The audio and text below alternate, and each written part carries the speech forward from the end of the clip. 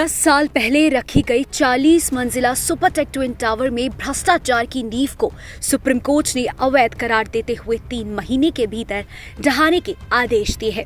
Supreme court ने Allahabad high court के फैसले को बरकरार रखते हुए ये फैसला सुनाया। लेकिन भारत में आज तक इतनी ऊंची इमारत को कभी भी जमींदोज नहीं किया गया है। इतनी ऊंची इमारत को गिराने के लिए कई चुनौतियों का सामना करना पड़ेगा। ऐसे में विदेशी एक्सपर्ट्स की सलाह लेना जरूरी हो सकता है। अभिनव सिंह, जो कि प्लानिंग एंड इंफ्रास्ट्रक्चर के एक विशेषज्ञ हैं, उनके अनुसार इस तरह की बिल्डिंग को तोड़ने के लिए हिंदुस्तान में कोई एक्सपर्ट नहीं है।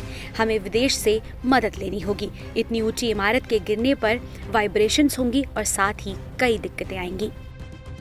इस बनी हुई बिल्डिंग को डेमोलिश करने के लिए इंडिया के पास कोई भी एक्सपर्टाइज नहीं है। हमें इंटरनेशनल एक्सपर्टाइज लेनी पड़ेगी।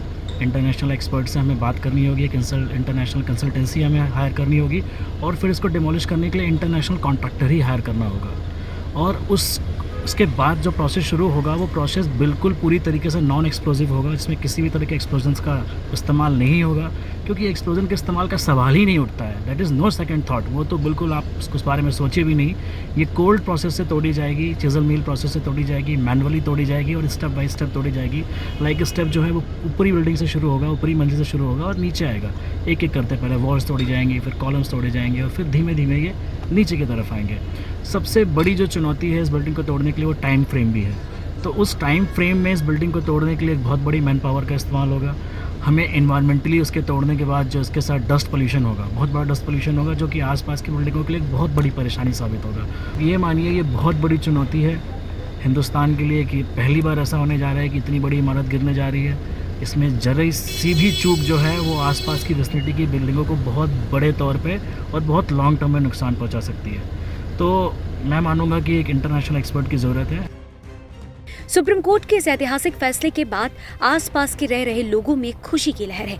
RWA के जनरल सेक्रेटरी पंकज वर्मा ने बताया कि मॉन्स्टर टावर हटने की सभी को खुशी है। हवा, पानी, सूरज की रोशनी इस टावर की वजह से कुछ भी नजर नहीं आता था। अभी तो सब तरफ खुशी का माहौल है। सब लोग बहुत खुश हैं कि मॉन्स्टर हमारे यहाँ से हट जाएगा।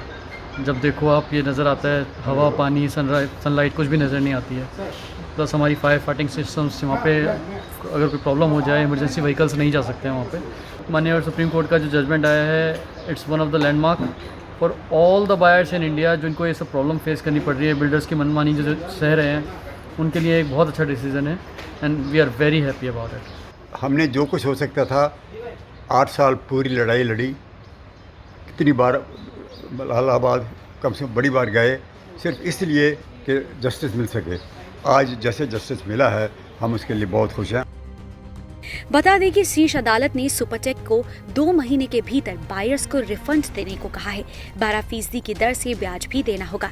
इस मामले से जुड़े रहे एडवोकेट के सिंह ने बताया 633 फ्लैट तो उसी वक्त बिक गए थे। 633 में से कुछ ही लोगों ने अपना पैसा वापस लिया है, लेकिन अधिकतर बायर्स पैसे वापस होने का इंतजार कर रहे हैं। उच्च न्यायालय इलाहाबाद का जो भी फैसला था, उस फैसले को ऑनरेबल सुप्रीम कोर्ट ने बरकरार रखा और 31 तारीख अगस्त को ऑनरेबल सुप्रीम कोर्ट ने बोला कि ये बिल्कुल अवैध निर्माण है, आप इसे अपने खर्चे से तोड़िए और 2 महीने, ये आपको 3 महीने के अंदर तोड़ना है।